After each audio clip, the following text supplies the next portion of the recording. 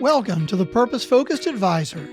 This show is for financial advisors who want to grow their business with clarity, lead with purpose, and build a life that reflects what matters most.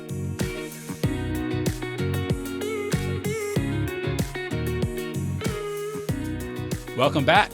Rob Brown here, the Purpose Focused Advisor podcast with my guest today, Robin John. Robin, welcome to the show. Thank you, Rob.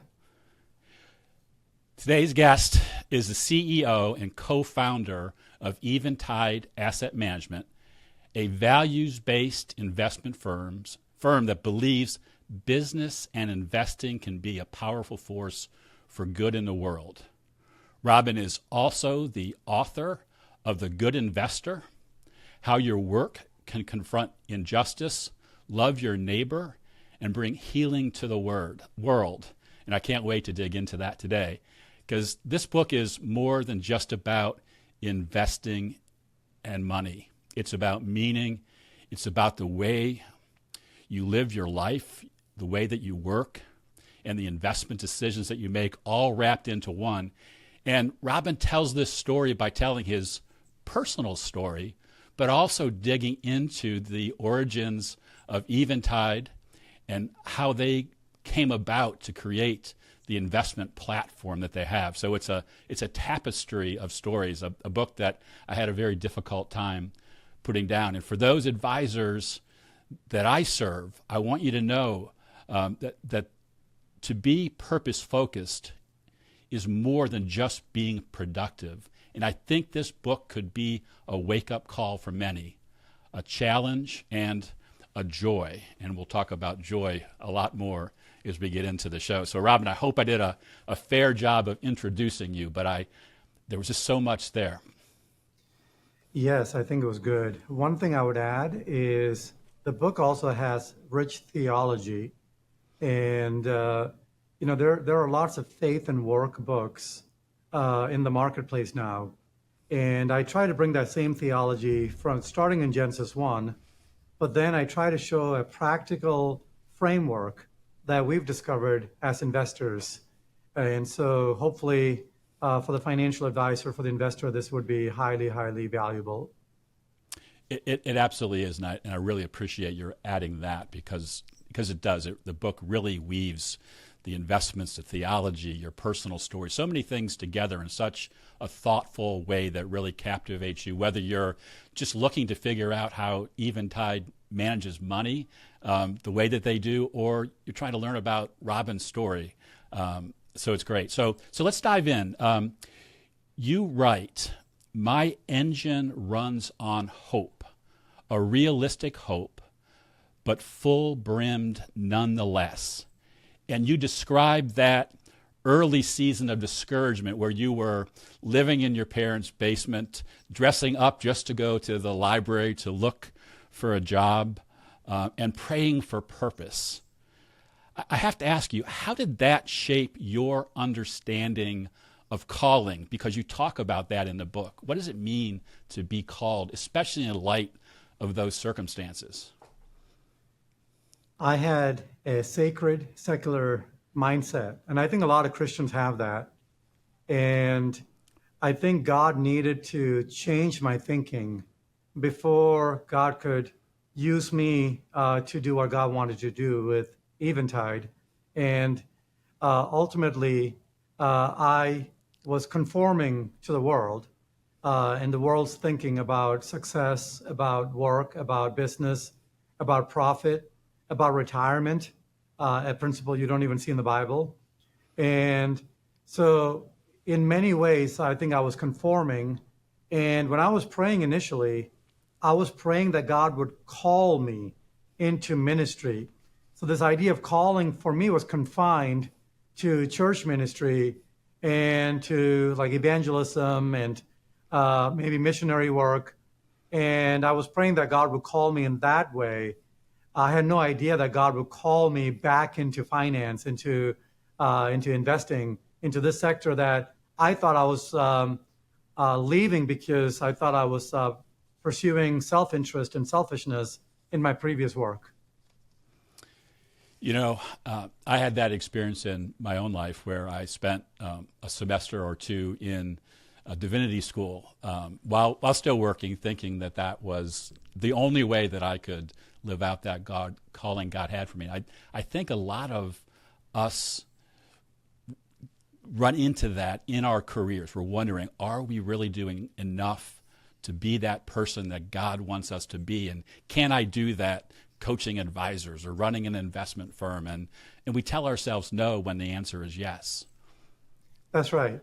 There is so much the Bible tells us, and I think it's easy for us to just read it so quickly and read our existing construct and framework into the Bible versus trying to read the Bible fresh.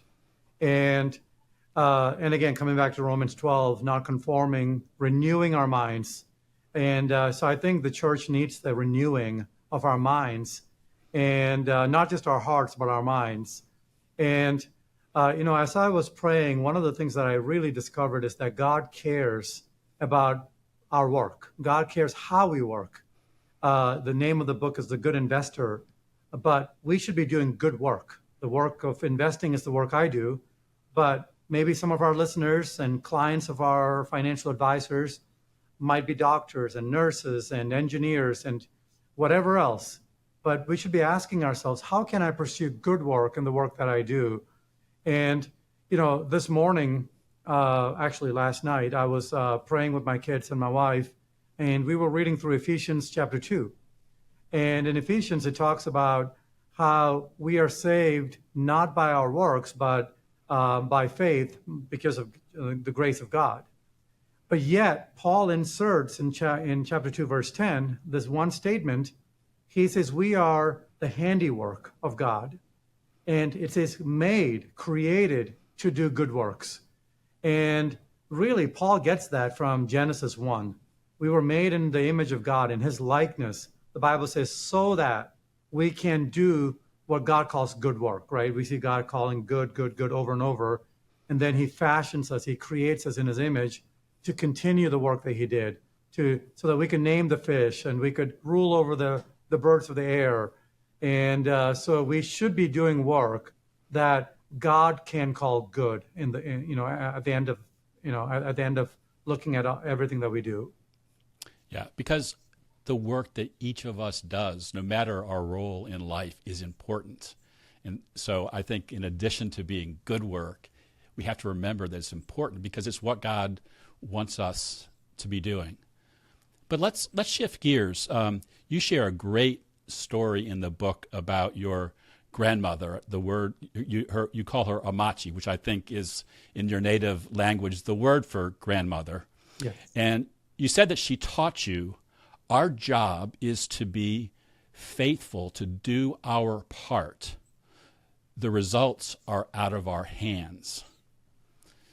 That image is really powerful in my mind. I picture that thimble full of water that you describe in that book.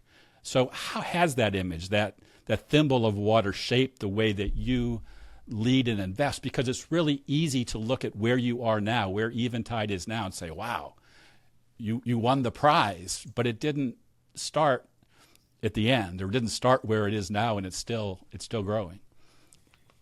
Yeah, God is so faithful, and all we could do is live a life of gratitude. And I don't in any way want to say or believe that somehow my life and where I am today is more meaningful than my grandmother's life, or my mother, or my father when they came to the U.S. My mom was cleaning the elderly in a nursing home as a nursing aide. My grandmother was probably 4 feet 6 inches. She was very small. She, back then, even my mom and my dad never talked to each other before they got married. It was an arranged marriage. My grandparents never talked to each other. My grandmother was 14 years old. My grandfather was 17. I can't imagine it. Okay, my daughter is 14. I can't imagine just getting her married to somebody right now. But that's the life that they lived. And no high school education, no college education. But what I saw in her was a life of generosity and a life of prayer. Like I would say hours and hours of prayer every single day, crying for people every day, crying for the neighbors. And my grandfather was a pastor, a church planter, and I just saw such love and faithfulness. When I look out growing up, we didn't have electricity at late night. We didn't have a bathroom in the house. We had an outhouse, and I described that in the book. But when I looked out my window, I was looking at a cemetery because the church needed a place. My grandfather gave the land he had, right? So our backyard. So now all four of my grandparents are buried there actually in a little plot of land in a village called Kangara in India. And so that's how they were faithful, was maximizing everything that they had for the kingdom of God, for God's glory. And some of us are in a different situation in life, a different place in life as consultants, financial advisors, investors. And the question is, how can we be faithful in the places where God places us? And, I often think, if the work I do, if my grandmother was looking at the work I do today, the way, not just the way we invest, but the way that I'm running the company, the way that I treat our team here, our employees, our team members, is this the way that she would think is good? Is this kindness? Is it gentleness? Is it humility?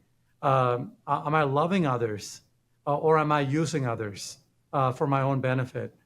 So yes. So in the book I mentioned that my grandmother probably never imagined that she's having an impact, but we're all having an impact. Everything we do, all of our work matters to God if we are loving our neighbor and honoring God.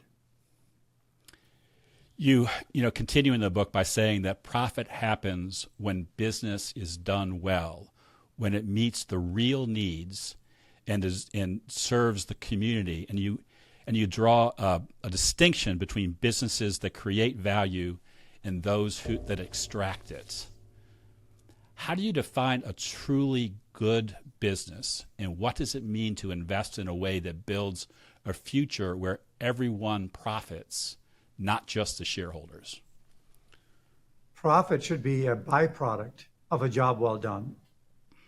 And if you are thinking about profit the right way, profit is necessary.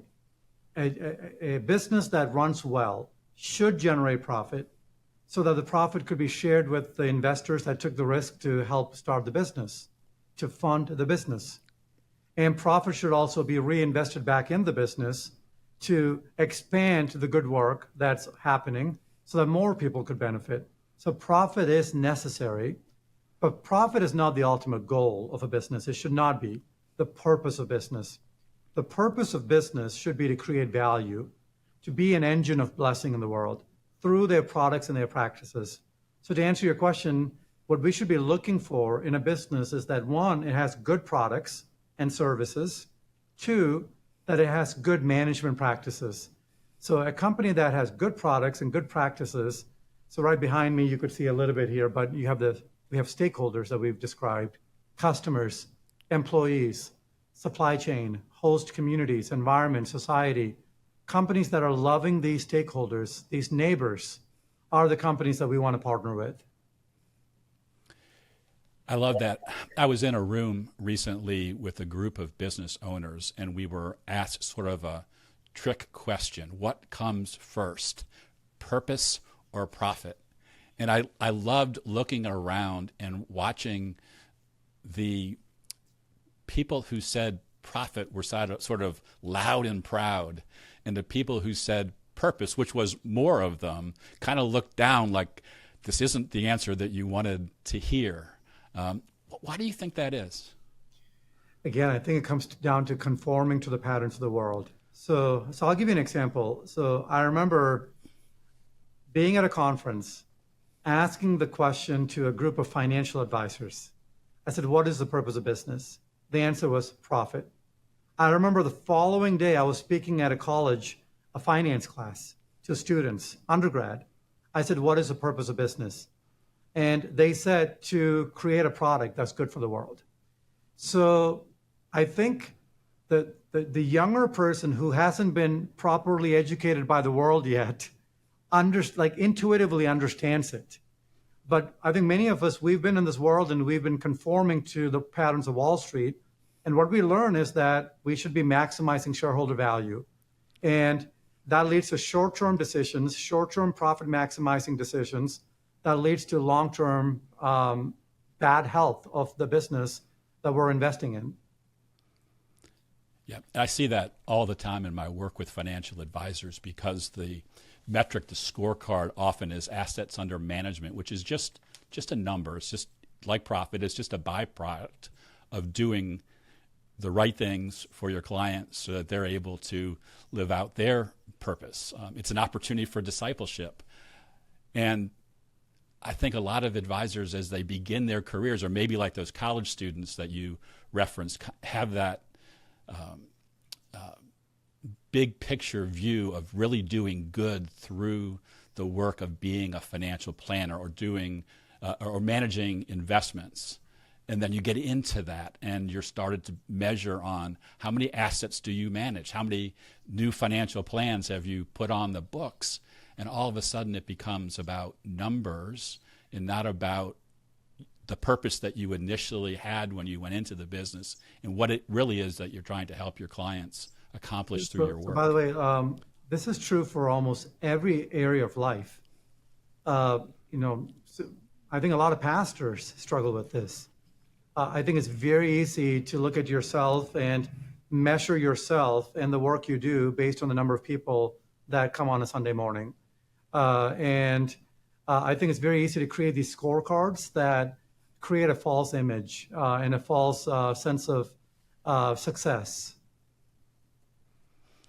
Yeah, I think that's a great point.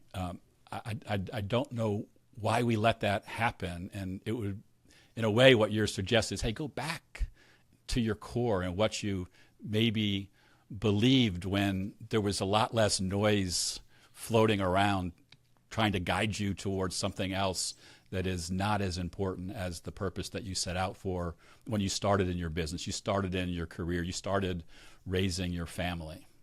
That's right. So in the book, you challenge readers and advisors with two really big questions. The first one is, what values would you never violate just to make a profit? And you follow that by saying, what hopes for the world would you invest your resources in to help realize that? Those are big questions. How do you help people wrestle with that honestly, with those questions? Because they're big questions for advisors or for investors. Yeah, this is a very, I would say, challenging question. And I think a lot of financial advisors even struggle with this.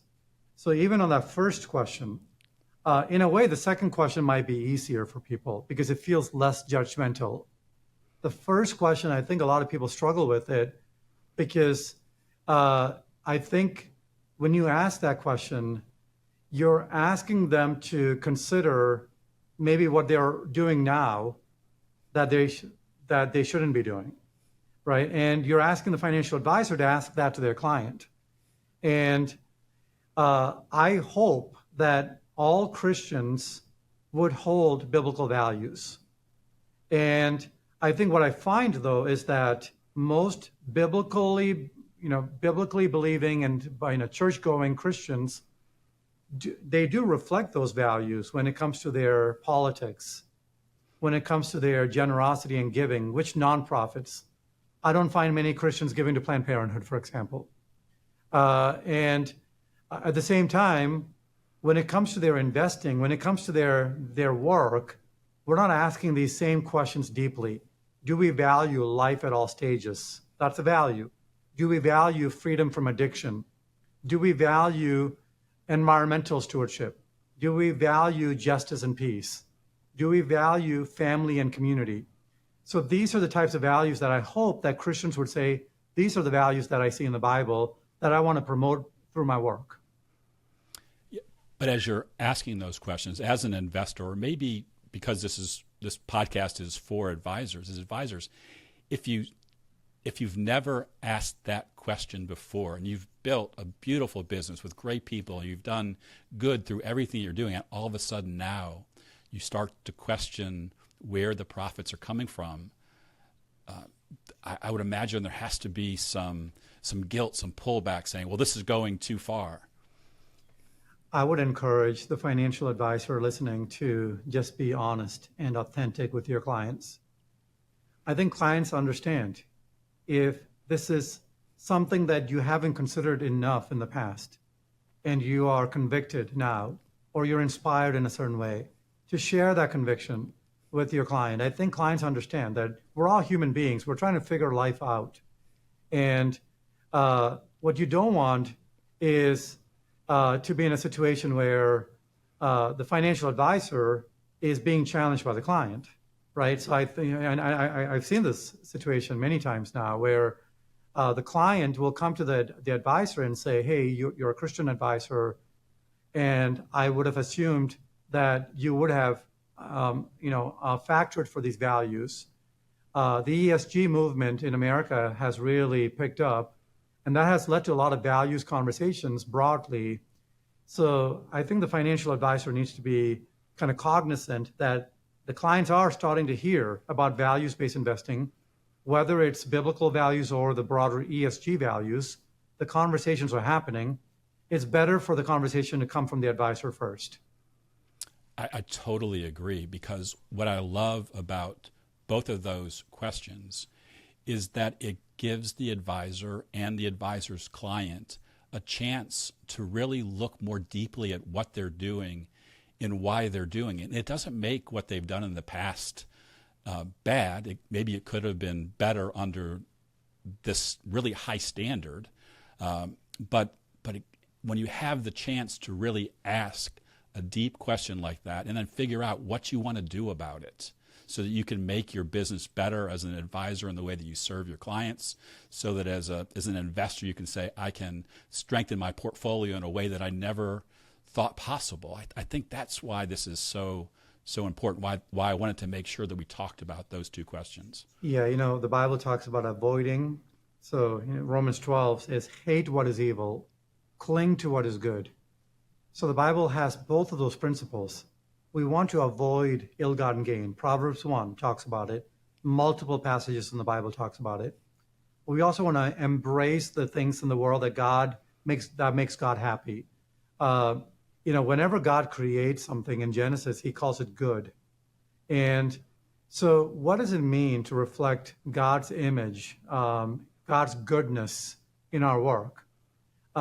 One of the questions I would ask to the financial advisor is, if God had a business plan for financial advice, what would that look like?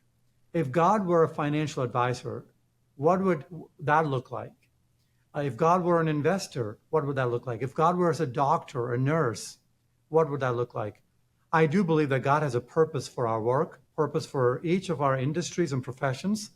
And I think Christians have to lead that and lead those conversations rather than just trying to bring faith to a broken framework. We got to re-envision what that framework might be.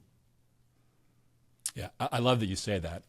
There's a reason that this podcast is called the Purpose Focused Advisor, and I lead a mastermind called the Purpose Focused Mastermind, because I think it is so important to go back and look at those questions and understand that purpose in light of, my simple definition of purpose, which is purpose is that thing that God created you to be and to do, and to really examine that and go back over and over again, because you're never going to get the right answer or the final answer, because it's going to change over time as circumstances in your life change. Yes. So you say in the book, and I'm going to change gears here, we are responsible for our neighbors, and you connect that to investing in ways that either cause harm or promote healing.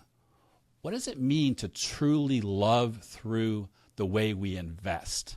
Because that's a big part of what Eventide is all about. Yes. First of all, the principle of loving neighbor, the Bible says the greatest commandment is to love God with all your heart, mind, soul, and strength and mind. And the second greatest commandment, Jesus says, is to love our neighbor as ourselves. Paul said in Galatians that all the commandments are summed up in that one commandment, to love your neighbor as yourself. The Bible says that it is a royal law of Scripture to love your neighbor as yourself. So we should take that seriously in all aspects of our lives. I believe the first time that principle shows up in the Old Testament is Leviticus, and Leviticus 9, and it was a 19, but it speaks about loving your neighbor as yourself, and it speaks to vineyard owners and farmers. It tells the vineyard owner how they should treat the hired servant, and the farmer how they should treat the poor in their community, and goes on to say, love your neighbor as yourself. So the Bible is saying to the business person in the Old Testament that they have neighbors that they're responsible for. So I mentioned at Eventide, we've defined 6 neighbors: the customer, employee, supply chain, host, community, environment, and society. So we want to find ways to love neighbors. So the way to love is to serve, right? When you serve, you're loving an action. So a non-Christian business way of saying that is to create value. We want to create value for stakeholder. We want to love our neighbor. So that's what we try to do. Is for the companies that we're looking at, we're looking to see how these companies are treating their stakeholders, their neighbors, whether the company is creating value for or extracting value from the stakeholder in order to generate profit. So we first start by asking whether the product is good for the customer, for the employee, for the supply chain, for the environment, for society.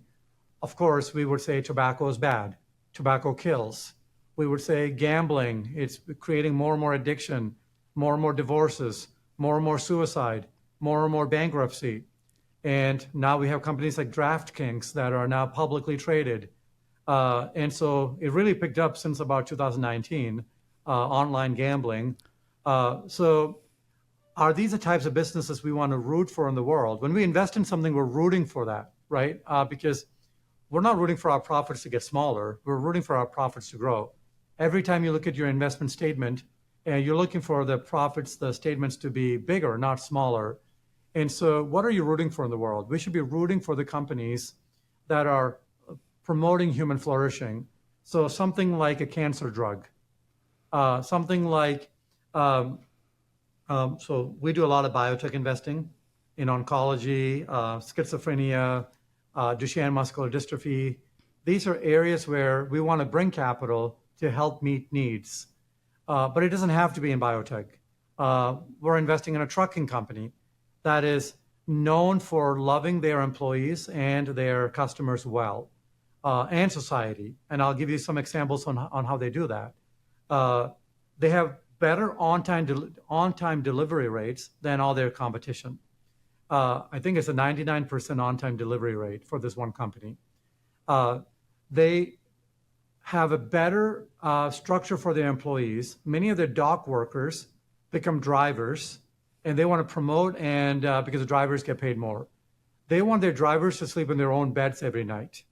And this is unheard of in the industry for a driver to get back. So they've rerouted everything. They figured out logistics so that their drivers are sleeping at home and spending time with their families.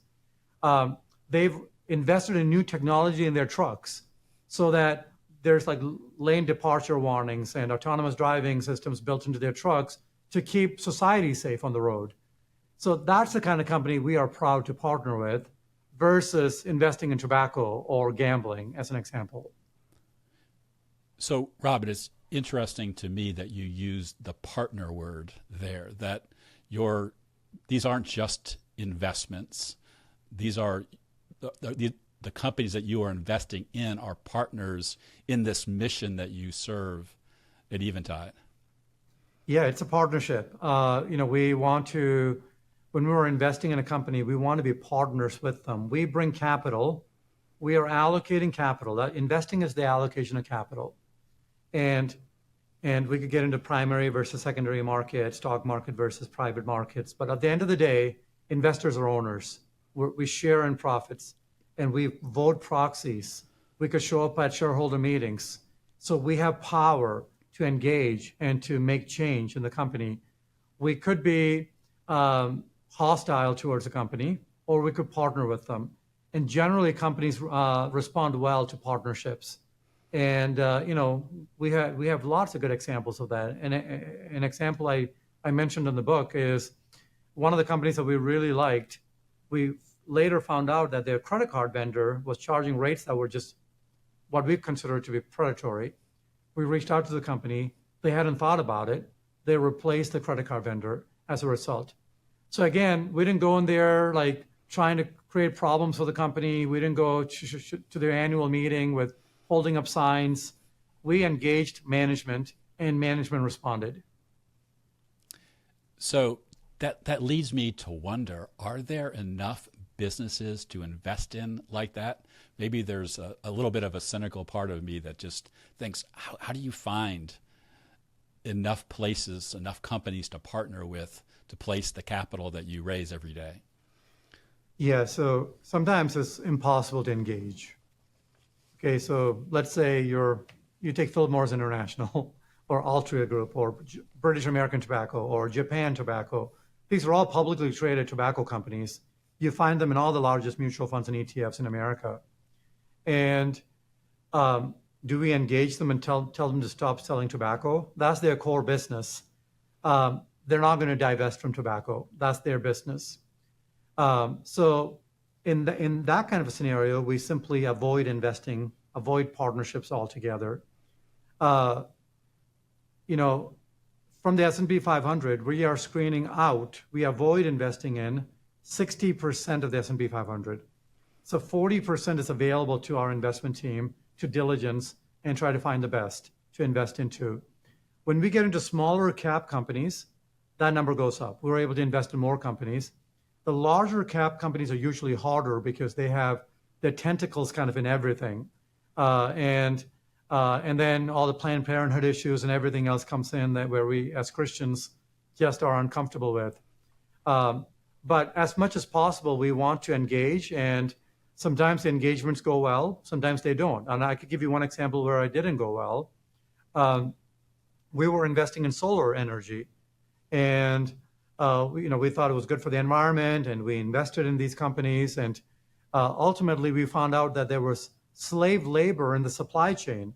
The solar companies themselves were not hiring slave labor, but their supply chains were. So in Western China, there's a place called Xinjiang, and there's a people group called the Uyghur people. They are ethnic and religious minorities, Muslims living in Western China, but the Chinese government wants to re-educate and convert away from Islam. And so these men are locked up in these internment camps. The soldiers live with the women, rape them, the children are being abused, and the men are being forced into slave labor. And we had heard about this, but we didn't realize that the solar supply chain was tainted. But when we discovered that, we started engaging these companies. We wrote white papers. One of our analysts even went to Washington, D.C. to engage. Ultimately, what we found is that many of these companies, they created bifurcated supply chains. So the tainted supply chain was still going to other parts of the world, and the clean supply chain was coming into the U.S. just to appease American investors. At Eventide, we didn't think that went far enough. So we engaged for a while, and then we divested from those companies. So this investment process is hard work. It's not simple, and it's continuous and ongoing. That the due diligence that you put into the deployment of capital. Couple of more questions for you. Like I said, I could go on for hours, but you say. No, I went backwards. You quote U2. The God I believe in isn't short of cash, mister. And you connect generosity not just to giving money, but to living with open hands, even in places we don't fully understand. How do you define generosity in that context? And what does it look like for it to show up? When we think about the widow and her mite, I think it was a pastor named Mark Dever, he said that generosity, Jesus measured her generosity by not how much she gave, but by how much she kept. And so there were rich people giving lots of money away. So I think it's very easy for us as very successful Christian financial advisors and investors to think we are very generous people because we're giving away money. God cares about how we live holistically. And a person who maybe could be an investment banker, who chooses to become a teacher in order to serve the children in their community, that's a generosity decision already. You're choosing to give up so much income in order to do work that you believe matters in your community. So that is all part of that generosity journey. So we have to live holistically. And when it comes to investing, I used the example of The Godfather, and how maybe the Godfather in the movie is a generous person. He's funding a lot of things in the community, but he's hurting others to do that, right? So is that real generosity if you're hurting one person in order to bless somebody else? I think true generosity also leads to us making sacrificial decisions in how we make our money if we have to make sacrifices. People sometimes say to me, Robin, if I could make a little bit more money in tobacco, that means I could give something more away. At the end of the day, maybe you fund a nonprofit helping with cancer research, but the same dollars you're giving away, you're probably creating more harm by investing in that tobacco company that's creating the lung cancer in the first place. So we have to think holistically about our life and our generosity. I love that. I think that's a big reason that I like this book so much is it takes words and themes like generosity and causes you to stop and think differently, and not just as it applies to investing, but also in terms of living and the way we work and the way we give. I just think that's so important. So last question for you. I want to go back to where we started. You end the book by saying, this was always a book about joy. And you write that our work and possessions can contribute to the world's flourishing. For someone who wants to believe that, but also knows what a crazy mixed up world we live in, all the noise and the anger going around, why is this a book about joy? So even for the Christian who doesn't invest this way or doesn't think about work this way, I think you have it inside of you. You know it because whenever you have given money, you know how that felt, right? You know the joy in giving sacrificially. And you can experience that same joy in your everyday work when you're working to love others rather than just creating something for yourself, creating your own name, your own platform, your name recognition, your riches, accumulating wealth. At the end of the day, that joy is not just for yourself, it's for all of humanity. And, our tagline at Eventide is investing that makes the world rejoice. And the Bible says, when the righteous prosper, the city rejoices. When the wicked prosper, the people groan. The Bible also says, when the righteous prosper, the city rejoices. And when the wicked are defeated, there are shouts of joy. So we want shouts of joy in our cities. We want shouts of joy in the poorest places in the world.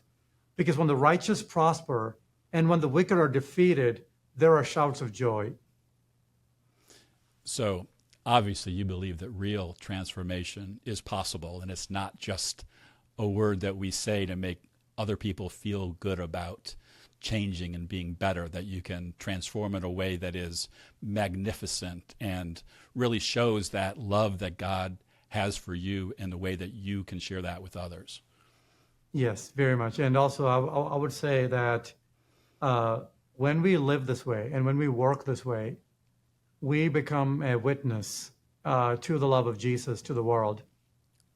Jesus said in Matthew 5, that the world must see our good works and glorify our Father in heaven. And so just imagine the power of our witness, that our witness would have. If Christians are known for good works, if Christians are known for living out a generous life through our work, through our investing, and not just through our evangelism or what the world sees on a Sunday morning. Just imagine if Christians are known for our good works. I love that. As you were talking about that, I was thinking about being in prison, and I've never been in prison as a prisoner, but I get the privilege to serve God through prison ministry. And the tagline for our ministry is listen, listen, love, love. And when we go into the prison and we're asked, well, why are you here? And we just say, we're here to listen to you and love you. And you watch that love spread over the time that you're there, and you see lives changed. It's just, to me, a perfect example of if you can do it there, if God can do it there, he can do it anywhere, especially if he has good investors, good servants, good stewards, generous people carrying out his work. Yes. Yeah, and also, when it comes to investing, to whom much is given, much is expected, right? The fact that we even have something to invest, we are blessed. The question is, how are we using that blessing to bless others? So, Robin, as we close, I'd like to just ask you, is there anything that we forgot to talk about you want to make sure that we squeeze into this conversation? I think you did a wonderful job. I am just so thankful for this opportunity to share. This book is really a story about God's faithfulness. I started the book talking about getting fired and talking about where I came from in India. And ultimately, I want to be faithful, and I want to, really show God's love to the world through the work that I do. Well, I think that comes through loud and clear, both through our conversation and through the book. So what's the best way for somebody to get a copy of the book? Yes, so we have a website, goodinvestor.com. It's not The Good Investor, it's just goodinvestor.com. And when you go there, you could see the links to different websites like Amazon and Barnes & Nobles and others. You could click one of those links and download a copy of the book. The hard copy will be ready July 22, so in about 2 weeks. And the audio version will be ready about 2 weeks after that. Yes, that's right. That's right. Yeah, just wanted to, I forgot to throw that up there earlier. I feel lucky I had a chance to read the book before it went live. I'm going to send it back to you to autograph, and if you'll promise to send it back again. Yes, I will. Yeah, no, thank you. And also, the audio version, I'll just tell everyone, Rob and I were talking about this earlier. Rob has books, and he did one audio. He said, it's my first ever audio book, so please be patient. I feel a little bit self-conscious about my own reading of the book, but hopefully it came out good.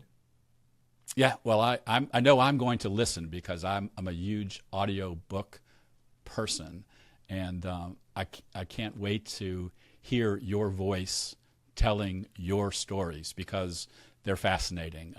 We could have talked about so many of the people that came into your life through from your grandmother through the building of Eventide. We didn't even talk about your partner, but it's just a great story, and I would encourage the audience go to goodinvestor.com and pick up a copy. Obviously, we'll put a link to it in the show notes. Robin, thank you for your time today. To our audience, thank you for listening in. And remember, we're always rooting for your success. Take care. Thank you. Thanks for listening to The Purpose Focused Advisor. If today's episode gave you something to think about or a step you're ready to take, head over to truestfancoaching.com. There you'll find tools, resources, and ways we can work together to help you lead with purpose and build the business and life you were meant for. If you enjoyed the show, we'd be grateful if you take a moment to rate and review it. It helps more advisors find their way here.